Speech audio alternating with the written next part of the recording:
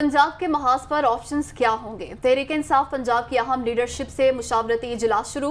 पंजाब के ज़िमनी इलेक्शन के नताइज और आइंदा के लाहे अमल पर मुशावरत। इमरान खान ने कहा कि पूरी टीम ने पंजाब के इलेक्शन में भरपूर मेहनत की, पूरी टीम मुबारकबाद के मुस्तहिक है। नौजवानों ने धांधली को रोकने में अहम किरदार अदा किया। चेयरमैन तहरीक इंसाफ की जानिब से ये भी कहा गया कि अवाम ने पहले की तरह अब भी इन चोरों को मुस्तरद कर दिया है। तहरीक इंसाफ की हुकूमत के खिलाफ साजिश का जवाब अवाम ने अपने वोटों से दिया है। तो पंजाब के महाज पर क्या ऑप्शन होंगे, इस पर गौर के लिए पंजाब की अहम लीडरशिप से मशावरती इजलास शुरू हो चुका है। तफसीलात जान लेते हैं, हमारे नुमाइंदे उमर जट हमारे साथ मौजूद है। उमर, अहवाल बताएगा इजलास का। जी, इमरान खान की ज़ेर सदारत एक तो कोर कमेटी का इजलास होना था, ताहम उसके अलावा पंजाब की जो अहम लीडरशिप है उनके साथ भी इमरान खान ने मुशावरती इजलास शुरू कर दिया है, जिसमें पंजाब के ज़िमनी इंतखाबात और जो आइंदा का लाहे अमल है उस पर मुशावरत की जा रही है।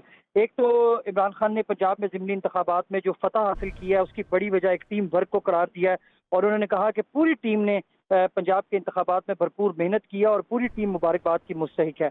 इमरान खान ने कहा कि नौजवानों ने धांधली को रोकने में अहम किरदार अदा किया और अवाम ने पहले की तरह अब भी इन चोरों को मुस्तरद कर दिया। और इमरान खान ने कहा कि तहरीक इंसाफ की हुकूमत के खिलाफ साजिश का जवाब अवाम ने अपने वोटों से दिया।